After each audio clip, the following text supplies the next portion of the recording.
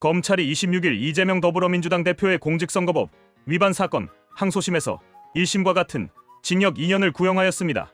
이는 이 대표가 지난 대선을 앞둔 2021년 12월 여러 방송에서 대장동 개발 실무자인 고 김문기 전 성남도시개발공사 처장을 성남시장 재임 기간에 알았음에도 불구하고 몰랐다고 주장한 것과 2021년 10월 국정감사에서 국토교통부 협박으로 백현동 개발 부지 용도를 4단계 상향 조정했다는 허위 발언을 한 혐의 때문입니다. 검찰은 이 대표가 대통령 당선을 위해 반복적으로 거짓말을 하였으며 이는 민주주의의 근본을 훼손하는 심각한 행위라고 지적하였습니다. 검찰은 이 대표가 김 전 처장을 몰랐다고 주장한 것에 대해 구체적인 반박을 내놓았습니다.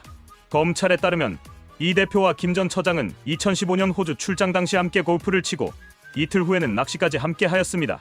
또한 검찰은 이 대표가 호주 출장 당시 김 전 처장과 함께한 사진이 존재함에도 불구하고 이를 부인한 점을 문제 삼았습니다. 특히 골프 일정이 외유성 논란을 피하기 위해 은밀하게 준비되었고 5시간 동안 유동규 전 성남도시개발공사 기획본부장까지 포함하여 3명이 함께 있었다는 점을 강조하였습니다. 백현동 허위 발언 의혹에 대해서도 검찰은 강하게 비판하였습니다. 검찰은 이 대표가 해당 발언 이후 3년 반이 지난 현재까지도 국토부가 협박했다는 증거를 제시하지 못하고 있으며 구체적인 협박의 시점이나 해당 공무원이 누구인지 특정하지 못하고 있다고 지적하였습니다. 이는 이 대표가 선거에서 유리한 입장을 차지하기 위해 거짓말을 했다는 의혹을 더욱 강하게 만드는 부분입니다. 검찰은 또한 이 대표가 자신의 자서전에서 거짓말에 대해 언급한 내용을 인용하며 이 대표의 모순적인 행태를 꼬집었습니다. 이 대표는 자서전에서 거짓말 역시 국민과 자신에게 언젠가 씻을 수 없는 상처를 남긴다면서 선거에 지는 한이 있더라도 최소한 국민을 상대로 거짓말하지 말자는 것이 나의 소신이었다고 밝힌 바 있습니다. 하지만 현실에서는 정반대의 모습을 보였으며 이를 검찰이 지적하며 강한 처벌이 필요하다고 주장하였습니다.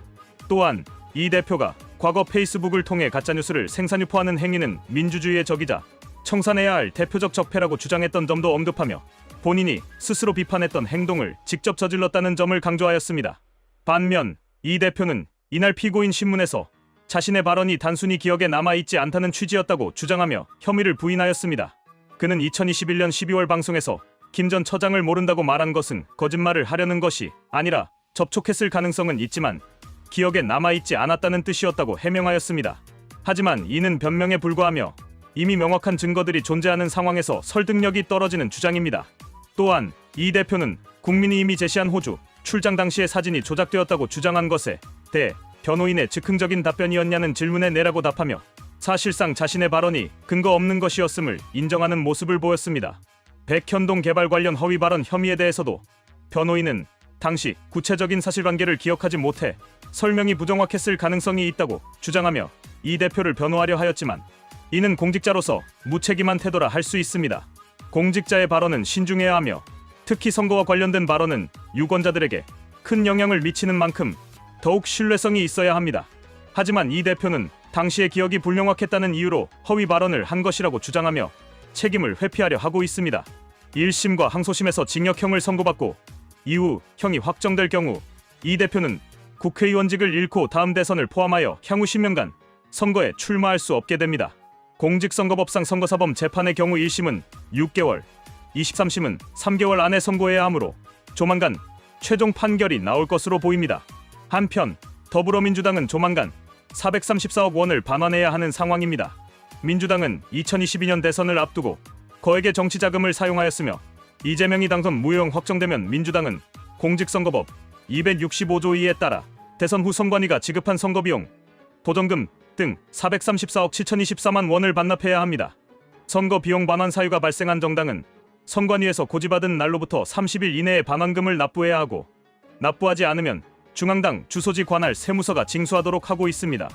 검찰이 이 대표의 혐의를 입증하고 민주당이 관련 정치자금을 반환하도록 하는 것이 공정한 정치 질서를 확립하는 데 필수적인 과정입니다.